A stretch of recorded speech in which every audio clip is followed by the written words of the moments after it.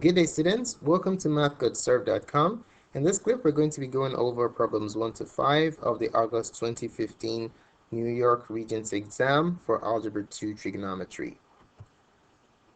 All right, let's take a look at number 1. It says, what are the zeros of the polynomial function graphed below? So we have the polynomial function graphed below, and question is, what are the zeros? So one thing you want to note is that the zeros are also known as your x-intercepts. Okay, the zeros are the x-intercepts.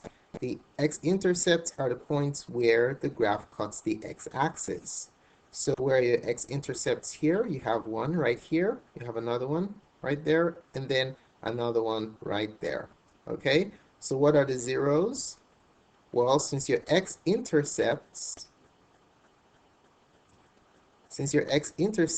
are -3, -1, and 2, what does that mean? It means those are your zeros, okay? Don't be tempted to take the opposite.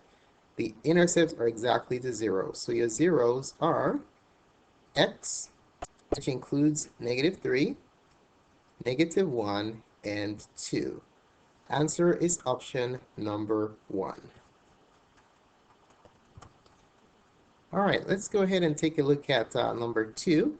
It reads, a study compared the number of years of education a person received and that person's average yearly salary.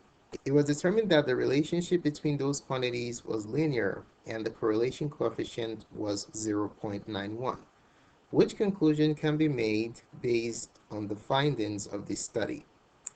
So one thing you want to remember concerning correlation coefficient, which is also known as R, is depicted in this illustration here. The closer you are to -1 or 1, the stronger the correlation is, or the stronger the relationship. Okay, so let's write that down. So something to note is that the closer the correlation coefficient, which is also known as R, the closer the correlation coefficient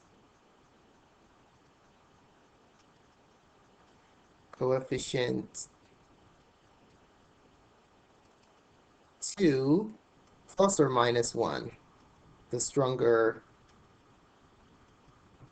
the correlation, okay? Stronger the relationship. All right, so you just have to remember that if you're heading towards -1, it is a strong negative correlation, okay? And when you're heading towards +1, it is a strong positive correlation. But when you're approaching 0, that indicates a weak relationship, okay? All right, so in this case, we have 0.91. Where is 0.91 relative to -1, 0, and 1?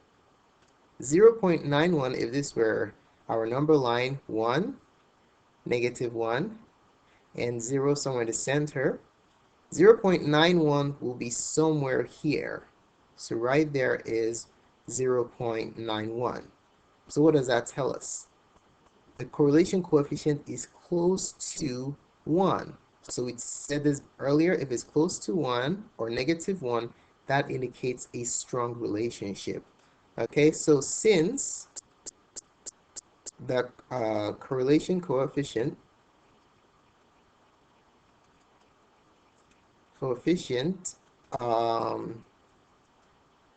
is close to 1,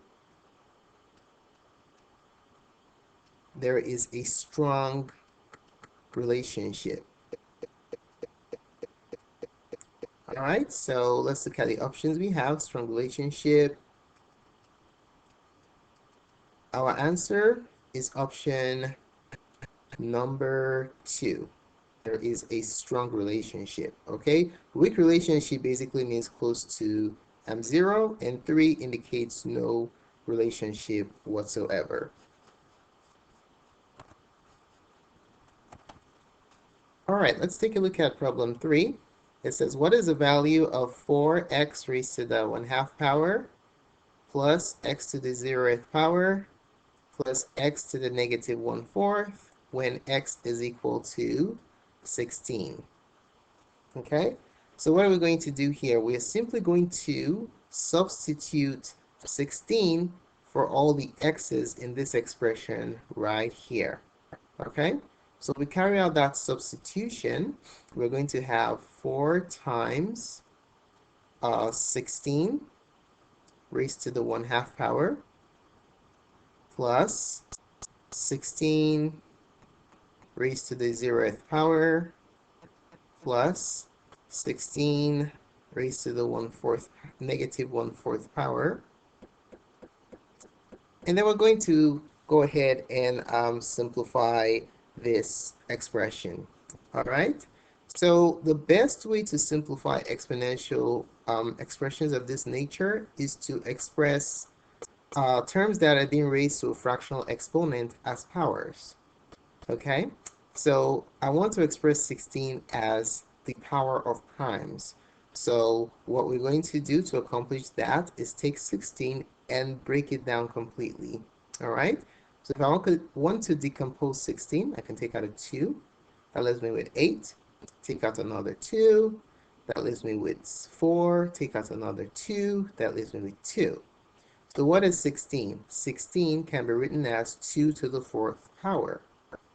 Okay, so let's take advantage of this nice format for 16 to simplify this expression.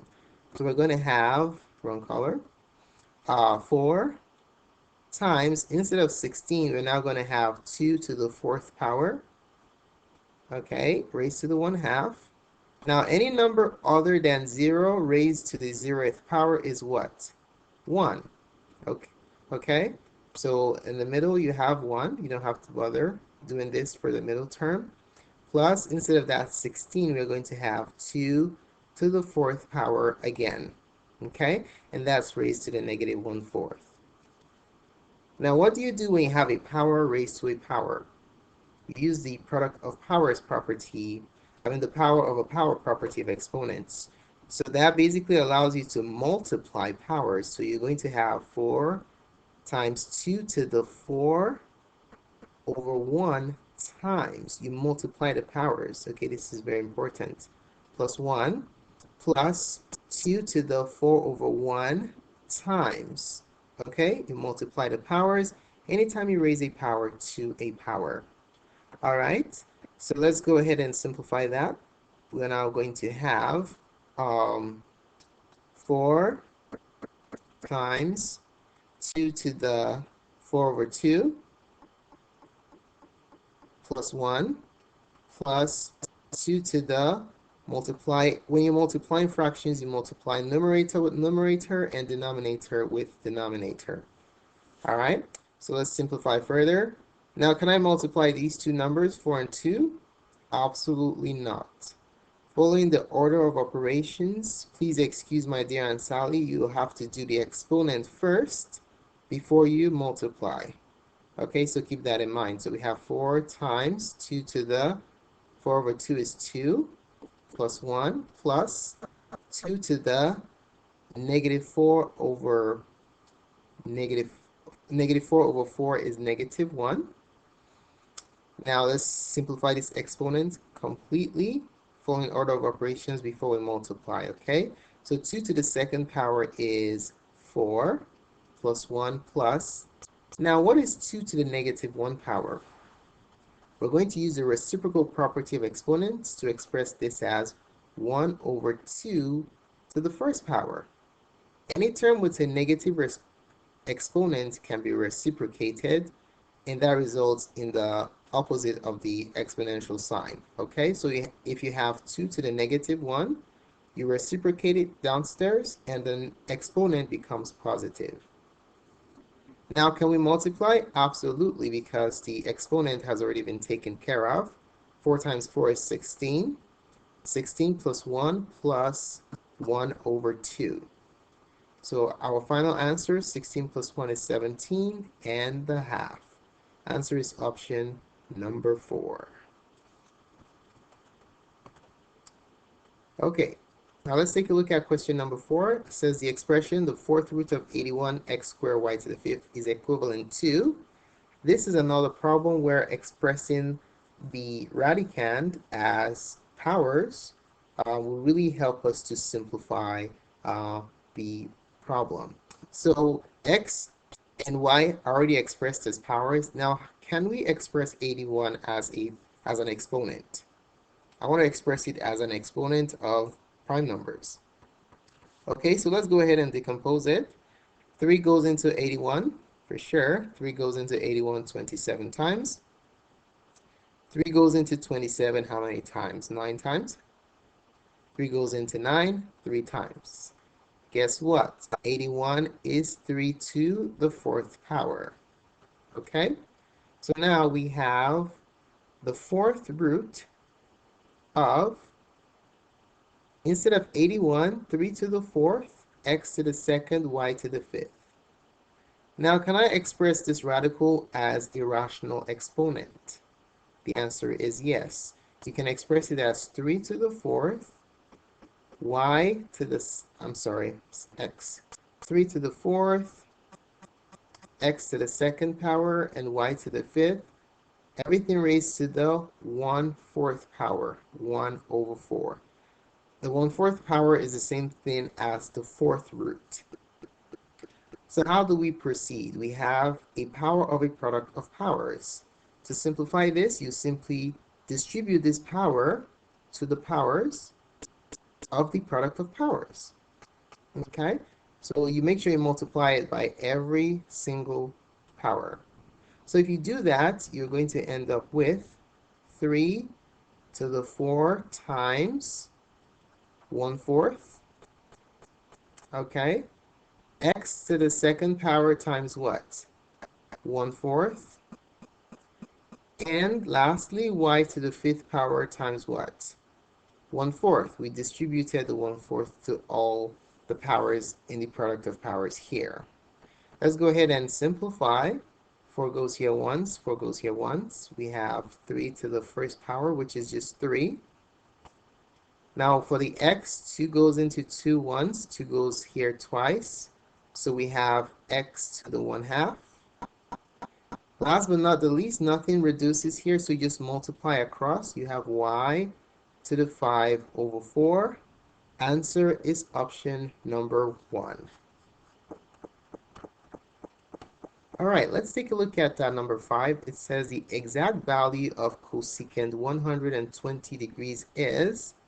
Now, for this one, you have to remember, recollect the reciprocal trig identities, which states that cosecant of an angle theta is equal to 1 over sine of that angle.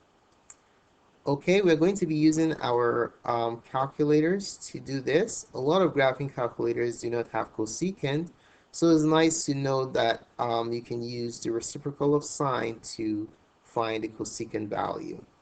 Okay, so cosecant 120, notice the angle measure is in degrees, is equal to what? 1 over sine 120. Now to finish this off, we simply use our calculator to find out what this quotient is. So we're going to do what? First of all, mode, press your mode. Make sure you are in degree formats because the unit of this angular measure is in degrees. All right, so notice that degree is highlighted here, so that's perfect. So quit. Now we're going to do 1 divided by sine of 120. And your answer is 1.1547.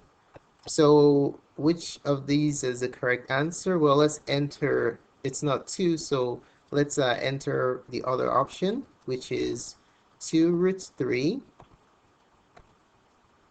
divided by 3. Hopefully we get the desired result. Divided by 3. Enter.